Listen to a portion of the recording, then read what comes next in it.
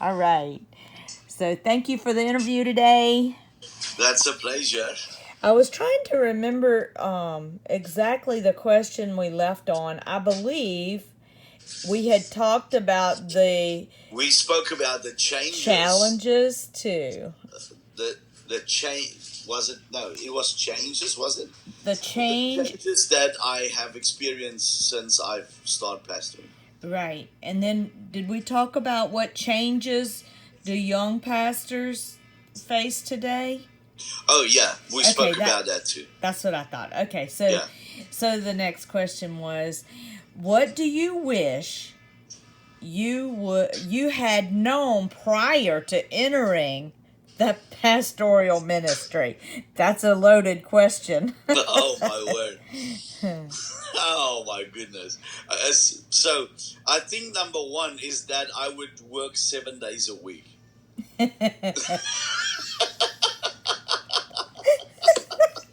Especially now for you, huh? You know that they've been telling us this is a joke, okay? So they said back in the days pastors only work on Sundays.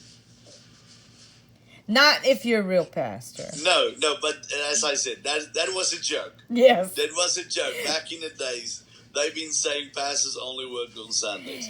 That's- So and then I replied and I said, well, ended up that Sundays are now the only day that I'm not working. That's right. Well, I mean, and two, your phone is an open, like, it is just all the time. You know, Yeah, right. It's busy. Yeah, you're right. Yeah, it's a 24/7 deal. That's right. Well,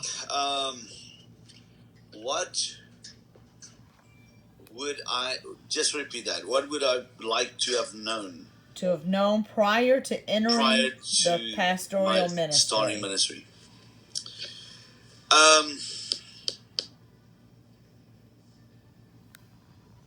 Okay, I think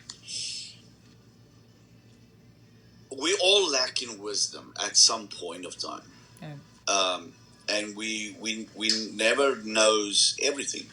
That's right. But if I look back to our life, and when I say our life, I'm talking about our lifestyle, our marriage, the kids, and I think because I'm coming from an old school time period.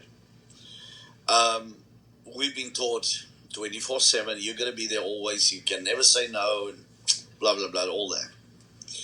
Which I believe is the complete wrong idea of pastoral work. It's the complete wrong idea because my family is supposed to be my first assembly, and I think what I would put on my list number one is if I would have had the wisdom how to have bring balance into our ministry, that would have been one of the biggest deals. Good.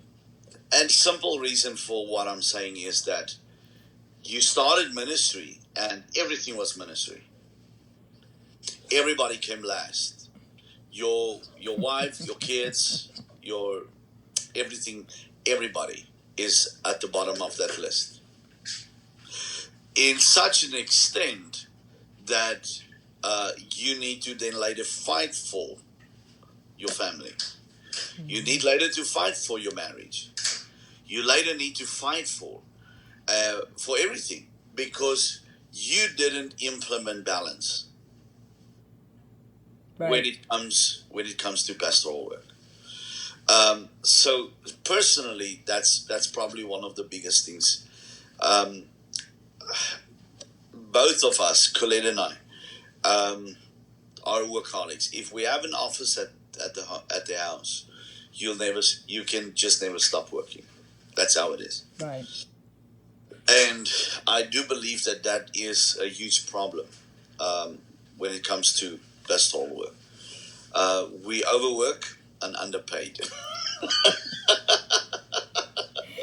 But you have a boss that's out of this world. Oh yes, come on, that's true.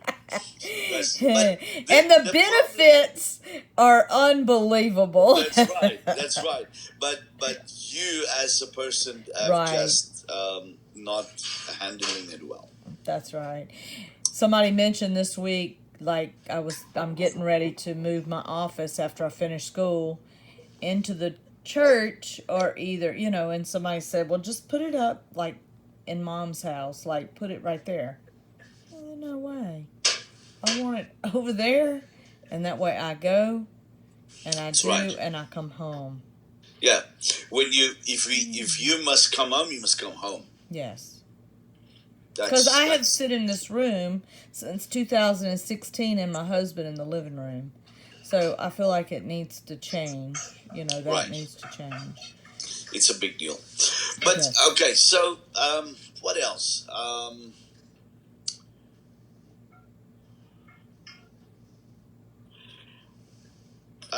I think if it would have come to know how to work with certain people, because ministry is all about people, everything about people. People is everything.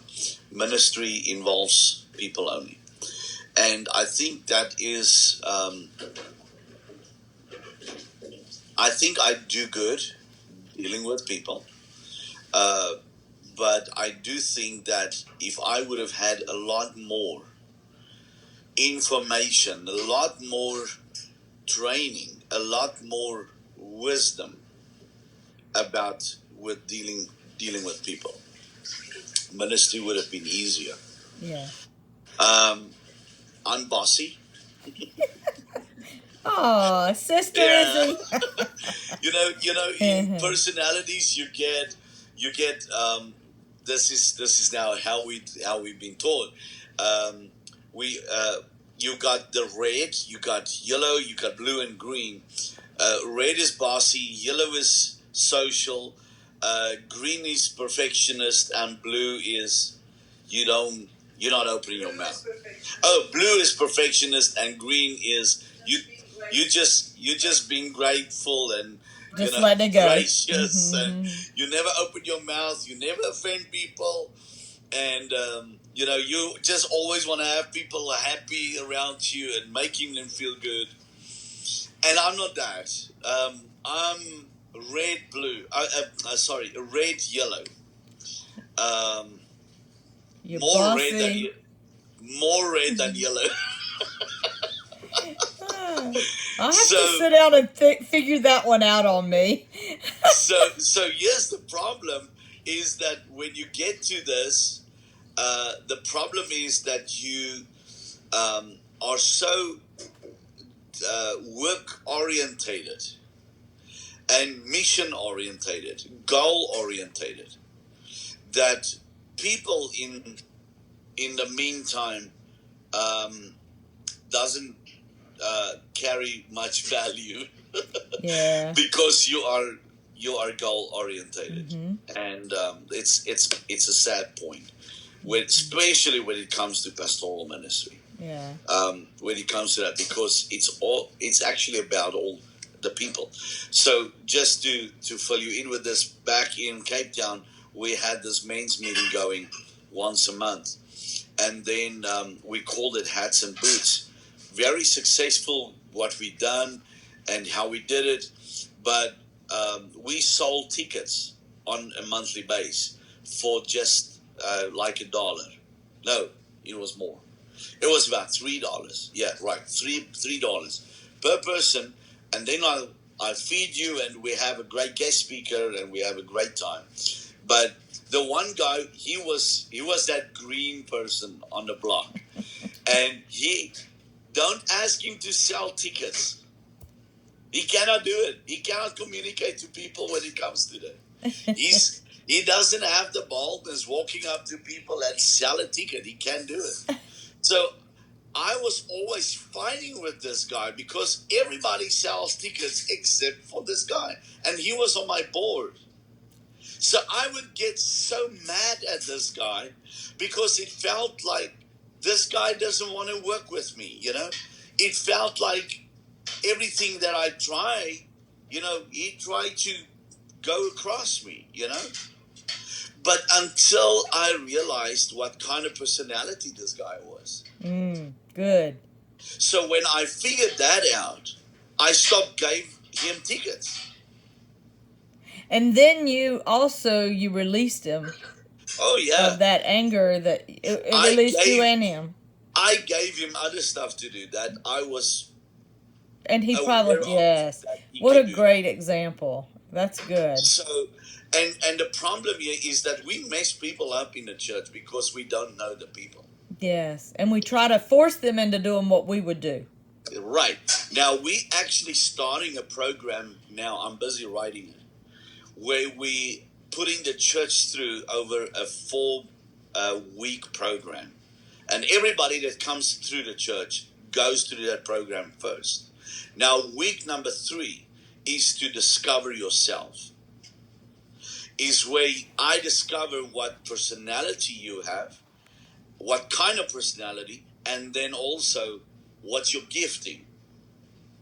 Because we as leaders are supposed to know what people we can use in what ministries. That's good. So that's what we're starting. And that's really good. That's stuff that I would have loved to know before I started ministry. Right. I think I have some books with that. I was trying to place which book it would be, but I think I have some books that would probably have some good stuff in it for you. I'll have to look and see. I've got every book, almost every book on my desk right now for my essay, senior capstone. So, well, the next question that we can go today is, what do you consider to be benefits of pastoral ministry? Meeting us. Yes. Oh my goodness, there's an endless list. Oh yeah. Of benefits. Yes. Endless. Being just employed by God is, I mean, come on, that's the best. Knowing that He is always there, He's always providing. Doesn't matter where you're going. Doesn't matter what you do. Doesn't matter what you're going through. So benefits are endless. But I think the common ones is the flexibility. Mm-hmm. I battle to get set into a fixed pattern. I don't think I can ever work for a boss ever in my life, and I'll get fired the first day. I'm telling you. And the thing is with pastoral ministry is that you are flexible. It's a matter you can do what you like, but you do it in the time that you have available. You have to have a lot of discipline when it comes to this. Mm-hmm. A lot of people cannot work like that. A lot of people doesn't have the discipline. But yes, for me personally, flexibility is a big deal. I feel if I need some time to spend time with Colette and the kids, I want to do that. I don't want to be kept in a box by not be able to do it. Other benefits.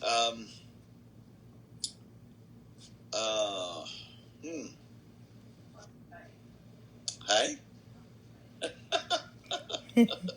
She says not the pay. not the pay that the people give you. That's but right. Obviously the benefit that God's look after you. Right. He's looking after us. That's right. And I said it even here that since we've been here, I've done probably more in a month than what this guy was doing in 8 years. And it's so frustrating. You're busy. Mm-hmm. it's so frustrating to see them doing nothing. Right. And it just makes me run the walls, I'm telling you. I think that some people just take it for granted being the pastor, and they don't go out and above. And with this guy is that I've shared with him with the things that I see which is lacking. And he wasn't just like saying, okay, so how can we do this? He was telling me every time, okay, all right, so do that. Great, go ahead. I thought, my word, what is this guy thinking? So what he doesn't know is I'm going to drop a bomb on him in the next week, because I need, within next week, I need probably about 40 pages of training material, input from his side. So he doesn't know that. He doesn't know that yet.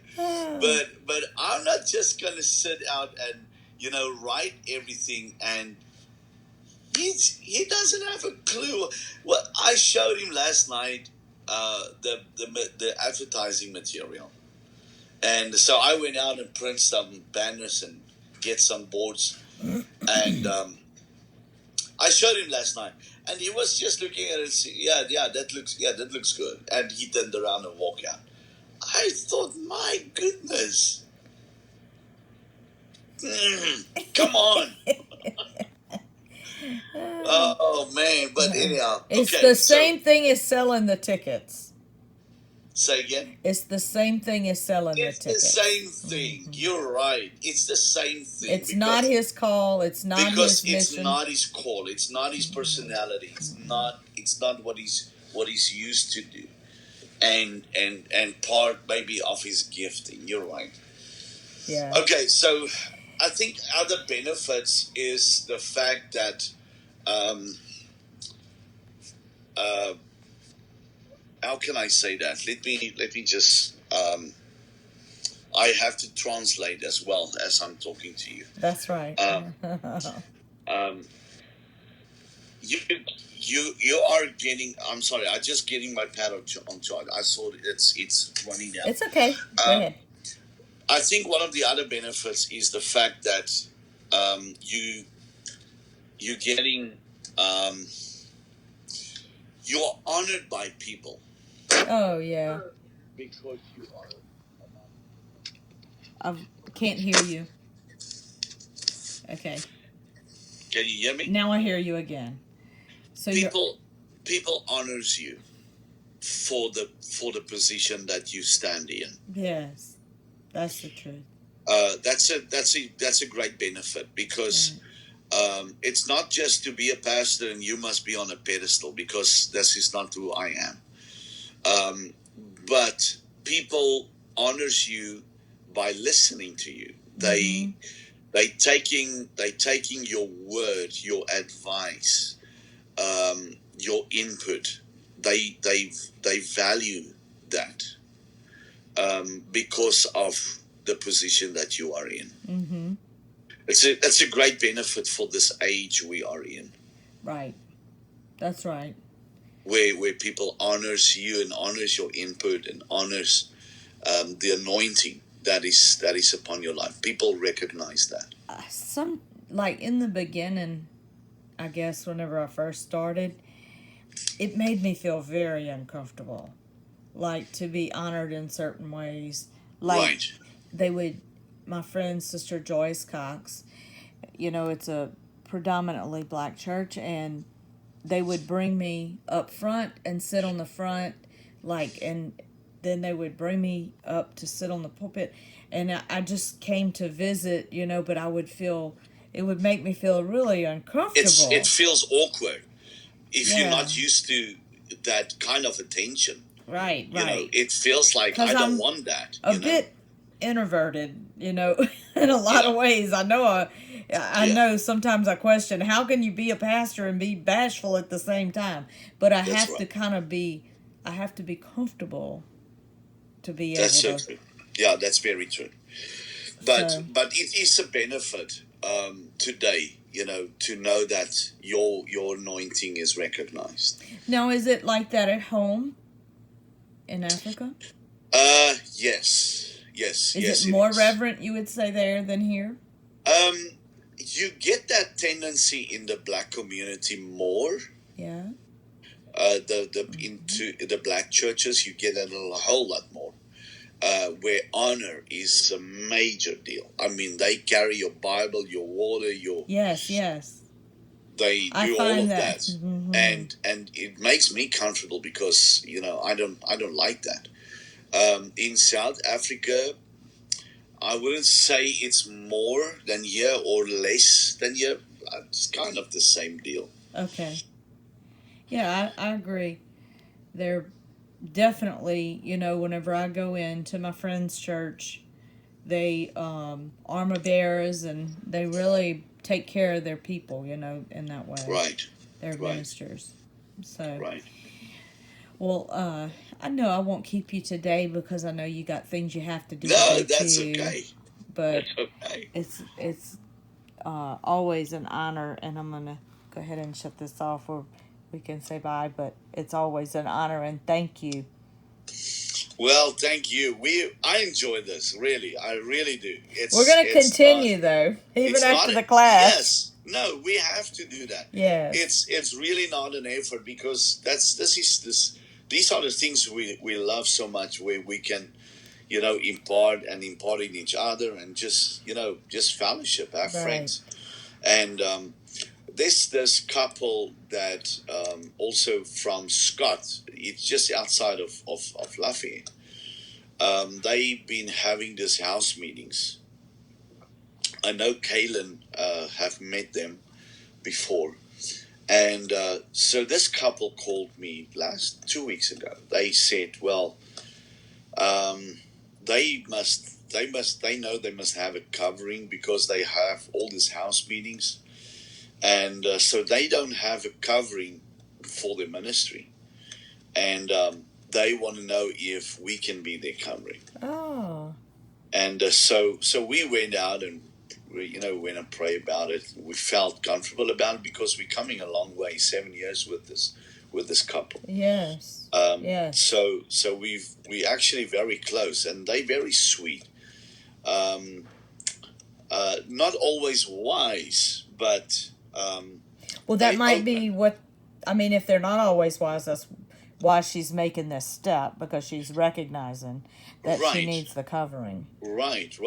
So I was explaining to them about covering, why covering is supposed to be there, why covering is important, and so we ended up agreeing on being the covering. So now we also sitting with them once a week, on a video call, and just talk to them, and impart into their lives, which is necessary. We all need That's that. right. That's right. We really all need that. Yeah. So this is never an effort. I just Thank want you. to tell you that. Thank you. Thank you. I'm gonna hit end.